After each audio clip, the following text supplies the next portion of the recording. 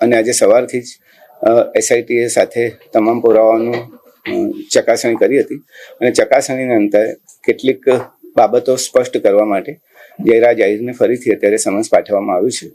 અને સમન્સના આધારે તેમની પૂછપરછ બાદ